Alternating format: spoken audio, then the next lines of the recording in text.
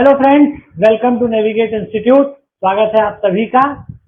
आज का ये वीडियो मैं लेकर आया हूँ आपके लिए सब इंजीनियर की वैकेंसीज के बारे में जानकारी लेकर।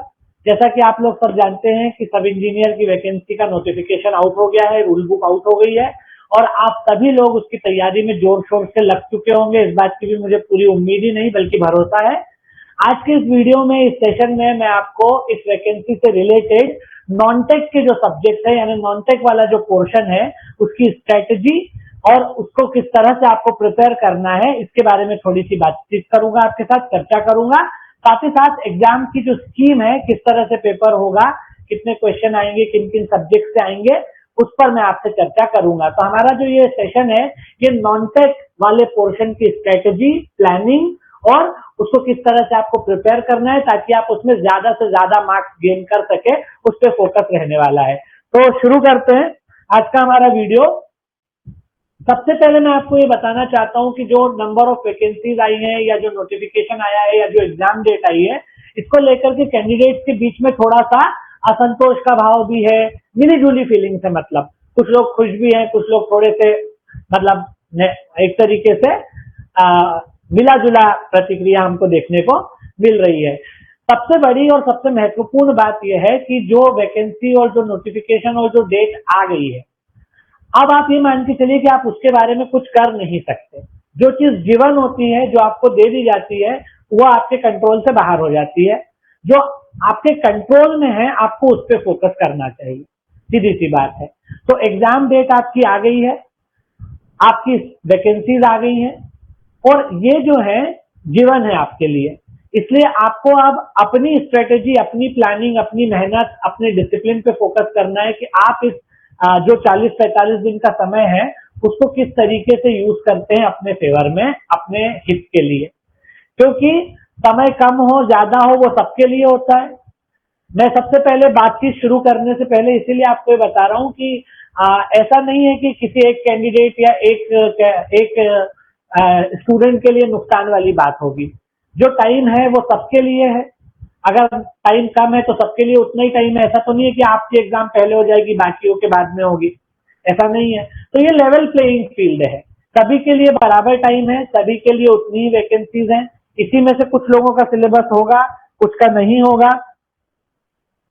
तो आपकी मेहनत आपको आगे लेकर के जाएगी और कोई आपको आगे लेकर के नहीं जाएगा।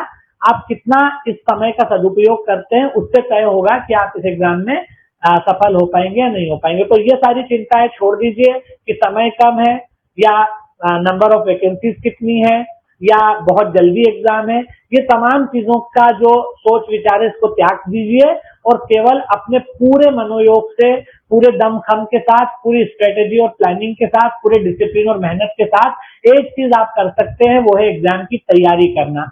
और जो सही स्ट्रेटेजी, सही प्लानिंग, डिसिप्लिन से मेहनत करेगा वो डेफिनेटली एग्जाम को क्रैक करेगा। क्योंकि एग्जाम क्रैक करने वाले मंगल ग्रह या चांद से नहीं आने वाले, वो आप ही के बीच के स्टूडेंट्स होंगे जो एग्जाम को क्वालिफाई करेंगे। आप ही के साथ वाले दोस्त होंगे। आप भी हो सकते हो अगर आप इस समय का सदुपयोग करो, सही प्लानिंग के साथ, मतलब एकदम लग जाओ परीक्षा में। ठीक है, एक महीने का समय बहुत ज्यादा लंबा समय नहीं होता। अगर आप इस एक महीने में बाकी सब चीजें छोड़ दोगे, खाना पीना, घूमना फिरना, उठना बैठना, जो रेगुलर चीजें वो छोड़ दोगे और सिर्फ पढ़ाई पर ही अपना मैक्सिमम फोकस दोगे, तो मेरे हिसाब से आप एग्जाम क्वालिफाई कर सकते हो। कोई बहुत बड़ी बात नहीं है। बस ये कि आपको आपकी प्लानिंग सही रखना है और मेहनत करना है। एक आध दिन, 2 दिन मेहनत करके छोड़ नहीं देना है। इस मोमेंटम को, जो पहले दिन मोमेंटम रहता है, उस मोमेंटम को आपको एंड तक सस्टेन रखना है। तो मेरे हिसाब से आपको कोई रोक नहीं सकता है, सीधी सी बात है।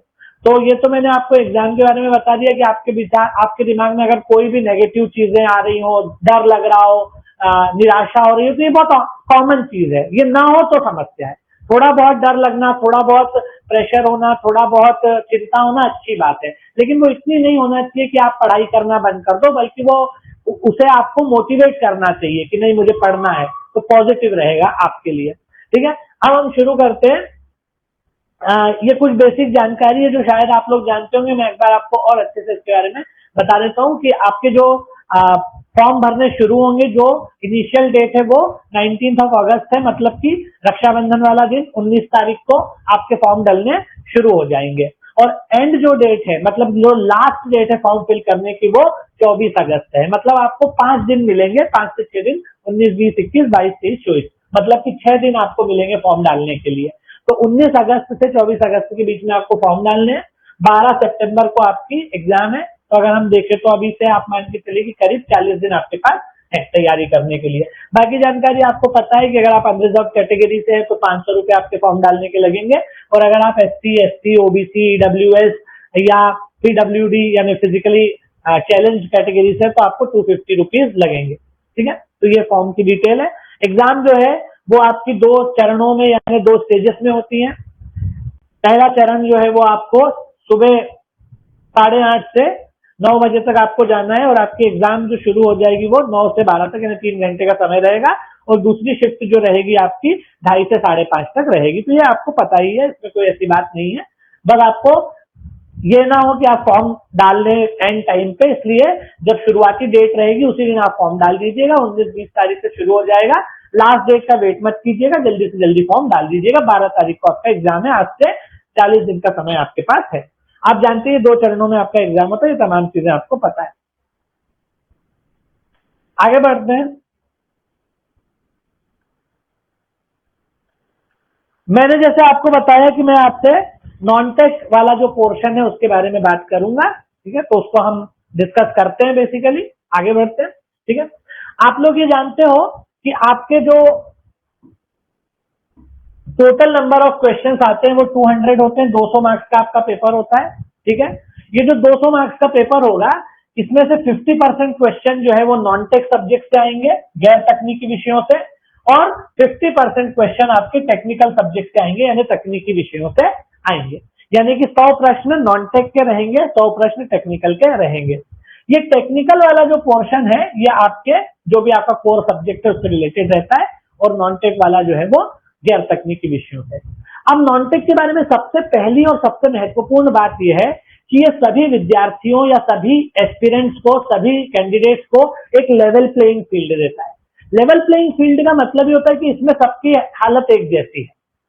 ये हो सकता है कि किसी का टेक्निकल बहुत स्ट्रांग है तो वो यहाँ ज्यादा नंबर ले जाएगा, किसी का टेक्निकल थोड़ा सा कम है तो वो हो सकता है कि वहां पर उतना स्कोर ना कर पाए। लेकिन ये जो नॉन टेक वाला पोर्शन है, क्योंकि आप सब टेक्निकल बैकग्राउंड के स्टूडेंट्स होते हो, तो ये सभी के लिए एक जैसा होता है। किसी ने पढ़ा नहीं है पहले से, किसी का इसका बैकग्राउंड नहीं है, तो ये सभी को एक बराबरी का ग्राउंड देता है। एक नॉन जिसको बोलेंगे कि एक तरीके से लेवल प्लेइंग फील्ड प्रोवाइड करता है, बराबर का ग्राउंड देता है, समान मैदान देता है। हर व्यक्ति यहाँ पर एक जैसी स्थिति में होता है। अब आप इसका फायदा उठा सकते हो अपने पक्ष में, क्योंकि टेक्निकल में हालत आगे पीछे हो सकती है लेकिन यहां बराबर रहती है। अब अगर आप इस नॉन टेक को अच्छे से प्रिपेयर कर लो तो आप यहां पर लीड ले सकते हो। लीड ले सकते हो मतलब बाकी कैंडिडेट्स की तुलना में ज्यादा नंबर स्कोर कर सकते हो। इसलिए ये आपके लिए एक वरदान साबित हो सकता है। ये पोर्शन आपके लिए एक तरीके का स्कोरिंग सब्जेक्ट या स्कोरिंग पोर्शन साबित हो सकता है, जहां पर आप बाकी कैंडिडेट्स की तुलना में आगे बढ़ सकते हो, लीड ले सकते हो, क्योंकि यहाँ पर सबकी हालत बराबर होती है। अगर आप थोड़ा सा मेहनत इस पे कर लो तो आप इन 100 नंबर्स में से मैक्सिमम नंबर हासिल कर सकते हो, और ये आपको आगे बढ़ा देगा, कई विद्यार्थियों की तुलना में ज्यादा आगे कर देगा। ठीक है, तो लेवल प्लेइंग फील्ड ये देता है। वही मैं आपको बता रहा था। बस आपको क्या ध्यान रखना है कि आपकी स्ट्रेटेजी, आपकी प्लानिंग सही होनी चाहिए। डिसिप्लिन से आपको 1 महीना हार्डवर्क करना है। स्ट्रेटेजी आपकी सही होनी चाहिए। मैं बताऊंगा कि स्ट्रेटेजी क्या होती है, प्लानिंग क्या होती है, और कैसे हमको नॉन टेक को प्रिपेयर करने की स्ट्रेटेजी बनानी है, कैसे प्लान करना है सब्जेक्ट्स को प्रिपेयर करने के लिए, और साथ ही साथ में आपको बताऊंगा कि आपको कैसे डिसिप्लिन के साथ इसको प्रिपेयर करना है। क्योंकि देखिए सीधी सी बात है कि अगर आपके पास समय अगर कम होता है ना, अगर किसी चीज के लिए, किसी भी काम को करने के लिए, किसी भी लक्ष्य को हासिल करने के लिए, you have not got all the time in the world, आपके पास सारा समय नहीं है, बहुत कम समय है। मान लीजिए अगर आपके पास बहुत कम समय है तो आपको आगे जो लेके जाती है वो होती है आपकी स्ट्रेटेजी, आपकी प्लानिंग, कि आप इस कम समय का कैसे यूटिलाइजेशन करते हैं, कैसे इस कम समय में मैक्सिमम नंबर हासिल करने के लिए प्रयास करते हैं, क्या आपकी रणनीति होती है, क्या आपकी प्लानिंग होती है। जब टाइम कम हो तब स्ट्रेटेजी का वैल्यू बहुत ज्यादा होता है, क्योंकि आपके पास समय कम है। कम का मतलब ये नहीं कि बिल्कुल नहीं है, अभी भी पर्याप्त समय है, 40 दिन कम नहीं होते, पर्याप्त समय है, लेकिन फिर भी उतना समय नहीं है। इसलिए आपकी स्ट्रेटेजी जो है वो एकदम टू द पॉइंट, क्रिस्प और ऐसी होनी चाहिए कि आपको तुरंत उससे मतलब बेनिफिट मिले।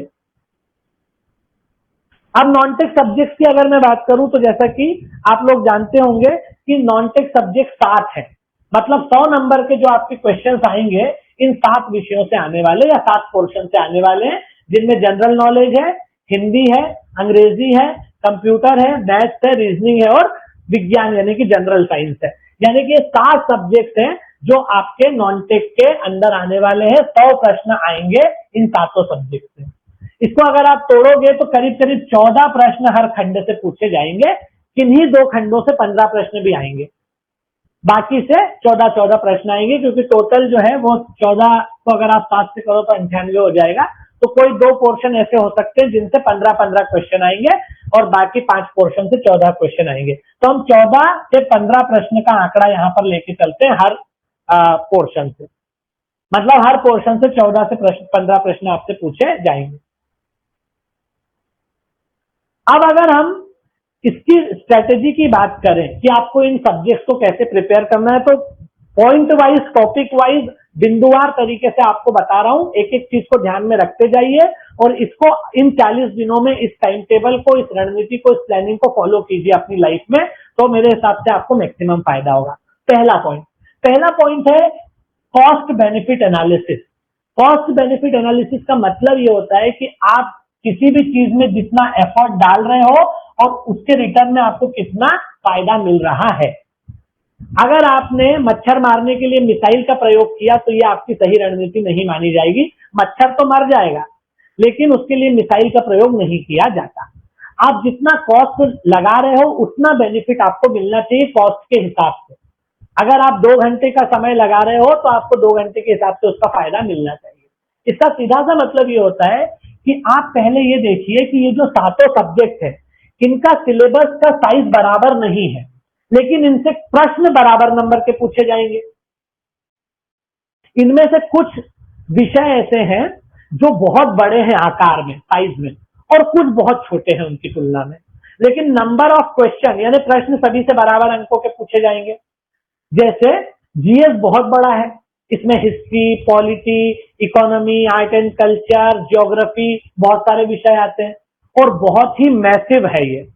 उसकी तुलना में हिंदी छोटा विषय है, अंग्रेजी छोटा विषय है, उसके बाद कंप्यूटर छोटा विषय है। तो आपको जीएस और हिंदी अंग्रेजी में बराबर समय और बराबर मेहनत नहीं करनी है। आपको ज्यादा समय देना है, और सॉरी, आपको पहले प्रिपेयर करना है हिंदी को, अंग्रेजी को, कंप्यूटर को। इनको पहले और ज्यादा मेहनत से प्रिपेयर कर लेना है। क्यों? क्योंकि इनका सिलेबस बहुत छोटा है, साइज कम है, इनको पढ़ने में आपको कम समय लगेगा, रिवाइज करने में कम समय लगेगा, और साथ ही साथ इससे नंबर तो उतने ही आएंगे, 14 और 15 नंबर का आएगा।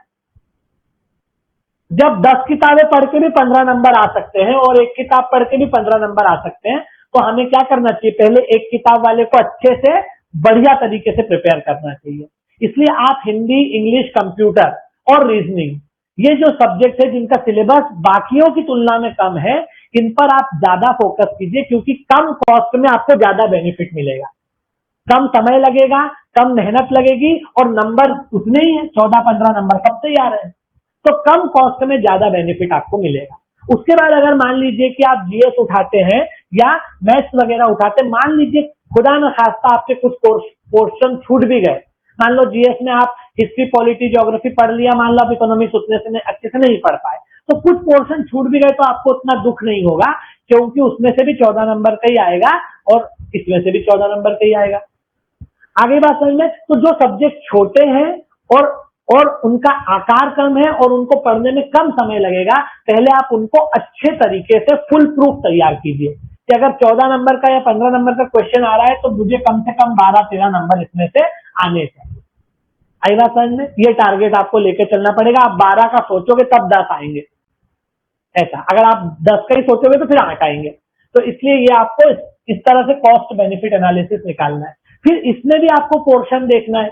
जैसे मान लीजिए कि आप एग्जाम्पल से मैं बताऊंगा तो आपको अच्छे से समझ में आएगा। जैसे मान लो कि आपने हिंदी को उठाया, ठीक है, यहाँ पर मैंने लिखा भी है, जैसे कि आपने हिंदी को उठाया। अब हिंदी में कई टॉपिक है, लेकिन कुछ टॉपिक ऐसे हैं जिनसे प्रश्न छपा हुआ है, हर बार आता ही आता है, तो आप पहले उनको अच्छे से प्रिपेयर कीजिए। जैसे अगर संधि आपको हिंदी पूछा जा रहा है तो हिंदी में संधि का सवाल आएगा ही आएगा, एक आध पर्यायवाची आना ही है, मुहावरा एक आध आता ही आता है हमेशा, अलंकार पूछा ही जाता है। तो ये 5-7 टॉपिक ऐसे हैं जिनके प्रश्न हमेशा पूछे जाते हैं। लेकिन कुछ टॉपिक ऐसे हैं जिनके कभी पूछे जा भी सकते हैं, नहीं भी पूछे जा सकते हैं। जैसे छंद का प्रश्न आ भी सकता है, नहीं भी आ सकता है। जैसे वाक्य का प्रश्न कभी आता है, कभी नहीं भी आता है। तो इस तरीके से आप 3 भागों में सब्जेक्ट को बांटिए। एक जो मोस्ट, जहां से सबसे ज्यादा क्वेश्चन आते हैं, पुराने पेपर को एनालाइज कीजिए। देखिए, strategy is everything on this point. अभी आपकी स्ट्रेटेजी बहुत इंपॉर्टेंट है। अगर आप किताब पढ़ के रैंडमली पढ़ना शुरू कर देंगे कि बस किताब उठाई और घोटना शुरू कर दिया, तो आपका कुछ भी नहीं हो सकता, अगर आपकी प्लानिंग और रणनीति सही नहीं है तो। स्मार्ट वर्क कीजिए, हार्ड वर्क से अब कुछ नहीं होता, स्मार्ट वर्क से होता है। अब उसमें आप पहले जो मोस्ट इंपॉर्टेंट टॉपिक का है, जैसे आप हिंदी पढ़ रहे हो तो संधि, मुहावरे, पर्यायवाची, विलोम शब्द, अलंकार, इनको उठा के पहले प्रिपेयर कीजिए। फिर उससे कम, जैसे मान लो कि रस का प्रश्न कभी आता है, कभी नहीं आता, ठीक है, उसको रखिए।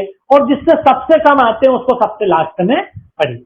ये सभी विषयों के लिए अप्लाई कीजिए। आप साइंस पढ़ रहे हो, साइंस से सबसे ज्यादा क्वेश्चन आते हैं बायो से, तो आप बायो को पहले पढ़िए। केमिस्ट्री के कम आते तो आप केमिस्ट्री को बाद में पढ़िए। उसमें भी आपको सबसे ज्यादा जो क्वेश्चन आते हैं साइंस में, वो आते हैं इन्वेंशन वगैरह के आते हैं, डिस्कवरी और इन्वेंशन की, इसकी खोज किसने की थी, इसकी खोज किसने की थी, इस तरह से। या फिर रियल लाइफ इंप्लीमेंटेशन जो होता है, जैसे कोई पर्टिकुलर मशीन है वो किस प्रिंसिपल पे काम करती है, इंप्लीमेंटेशन और एप्लीकेशन जिसको बोलते हैं। कि भाई मान लो कि हाइड्रोलिक मशीन है तो वो किस प्रिंसिपल पे, बर्नौली के थ्योरम पे काम करती है, इस थ्योरम पे काम करती है, या इस रूल पे काम करती है। तो ये जो इम्प्लीमेंटेशन है, फॉर्मूला है, या डिस्कवरी और इन्वेंशन और उनके खोज करने वालों के नाम है, बायो के क्वेश्चंस हैं, फॉर्मूलाज, न्यूमेरिकल्स वगैरह जो होते हैं, आप उन पे ज्यादा फोकस कीजिए। अगर आप इंग्लिश पढ़ रहे हैं तो इंग्लिश में सिनोनियम एंटोनियम के क्वेश्चन काफी आते हैं। उसके बाद आर्टिकल के क्वेश्चन आते हैं, वॉइस चेंज करने वाले क्वेश्चन आ सकते हैं। तो जिनसे ज्यादा क्वेश्चन आते हैं सबसे पहले आप उनको तैयार कीजिए अच्छे से, फिर उनसे कम वाले को, और फिर ज्यादा कम। ये स्ट्रेटेजी आपकी होनी चाहिए। इसीलिए आप सब्जेक्ट को मतलब जो है सब पार्ट में तोड़िए। जो पॉपुलर और इंपॉर्टेंट टॉपिक हैं, जिनसे हमेशा ज्यादा प्रश्न पूछे गए हैं आज तक, उनको पहले अच्छे से तैयार कर लीजिए।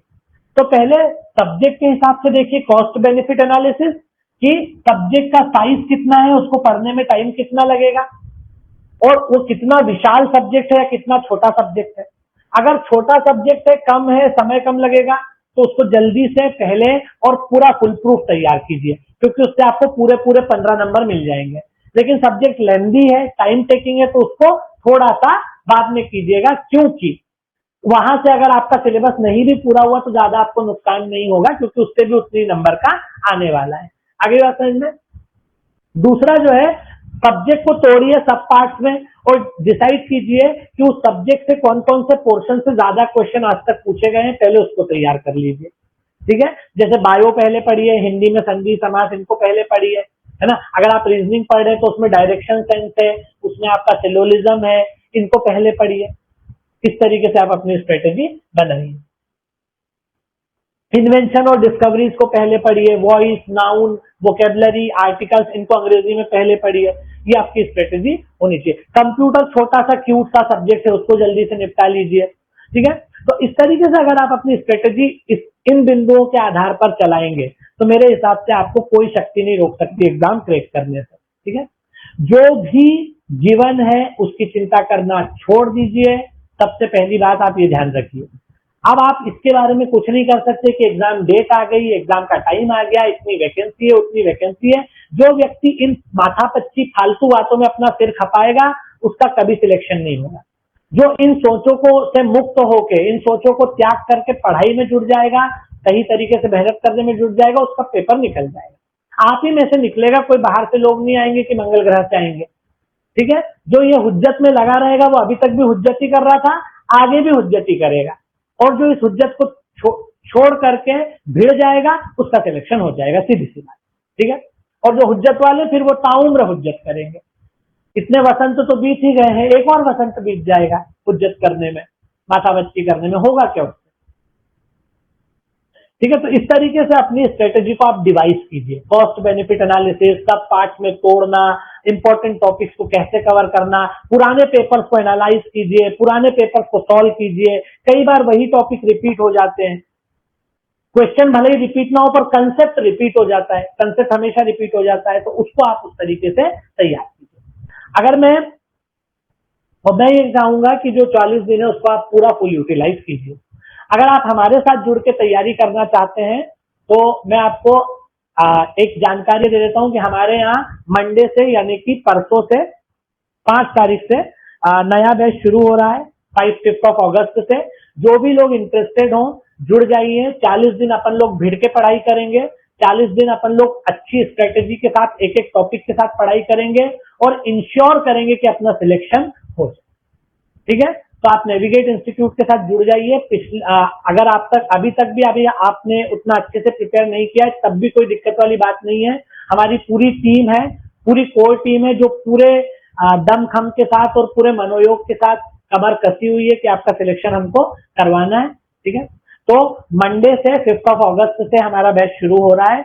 ऑनलाइन ऑफलाइन दोनों मोड्स में बैच रहेगा। जो स्टूडेंट्स या कैंडिडेट्स हमारे साथ ऑनलाइन जुड़ना चाहते हैं वो ऑनलाइन सब्सक्रिप्शन ले सकते हैं बैच का।